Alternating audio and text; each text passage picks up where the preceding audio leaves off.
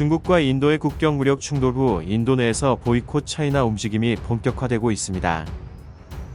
중국군과 인도군은 15일 밤 인도 북부 라다크 지역 가란 계곡에서 무력 충돌했습니다.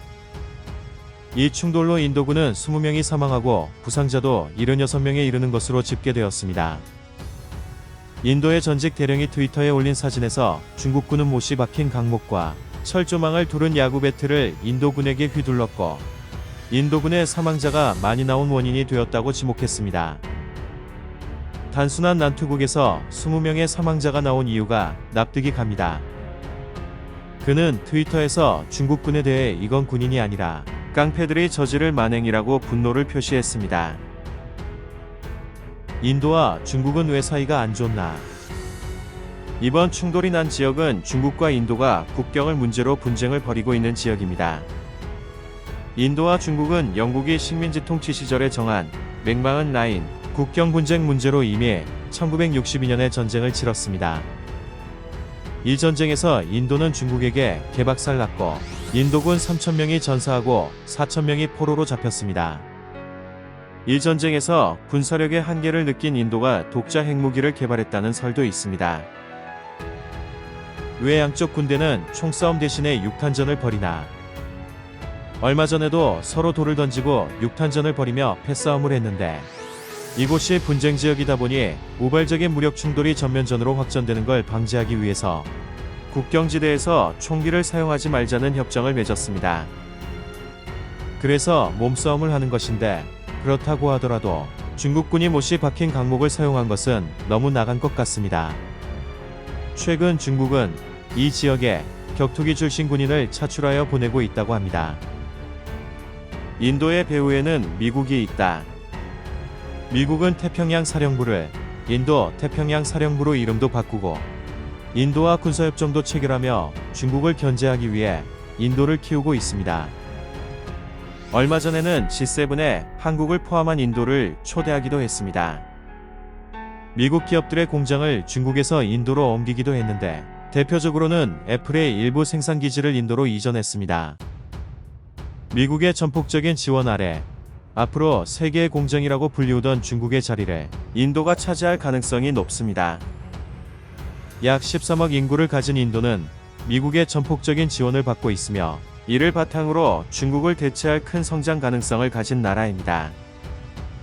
중국군과 인도군의 무력 충돌 이후 인도 내에서 보이콧 차이나 움직임이 본격화되고 있습니다. 인도 정부 내에서도 중국산 퇴출 목소리가 노골적으로 터져나오고 있습니다. 람다스 아타왈레 국무장관은 중국 음식을 파는 식당과 호텔은 문을 닫아야 한다며 중국산 제품 보이콧과 함께 인도 국민은 중국 음식을 먹지 말아야 한다고 주장했습니다.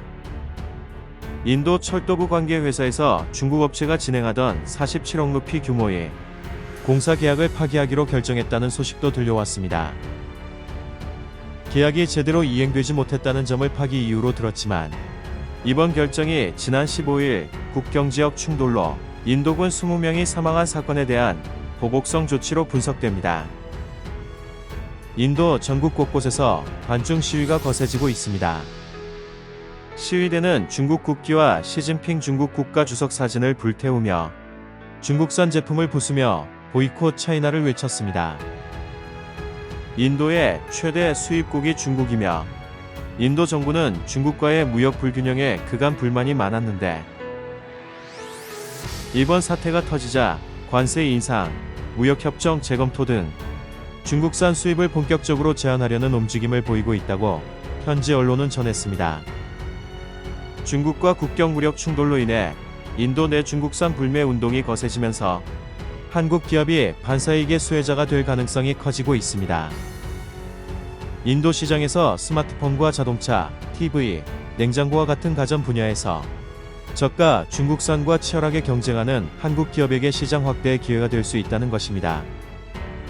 최근 중국의 저가 공세의 인도 시장에서 삼성의 스마트폰과 LG 디스플레이 등이 1위 자리를 중국에 내주며 고전하고 있었는데 이번 불매운동으로 인도인들이 중국 스마트폰 샤오미와 오포를 거부하고 있어 삼성전자의 중저가 스마트폰이 반사이익을 얻고 있습니다. 인도 국영통신사에서는 화웨이 장비를 보이콧할 움직임을 보이고 있습니다.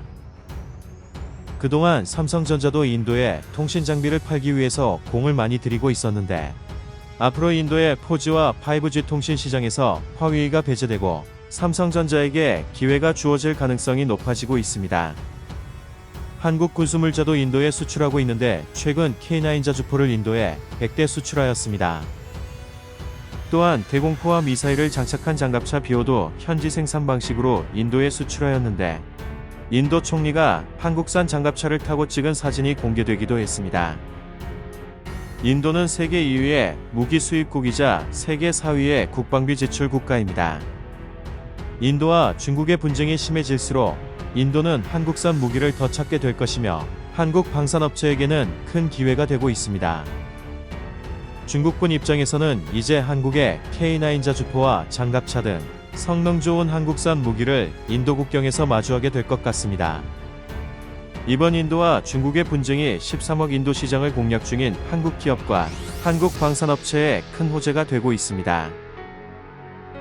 이상 마치겠습니다. 오늘도 좋은 하루 되시길 바랍니다.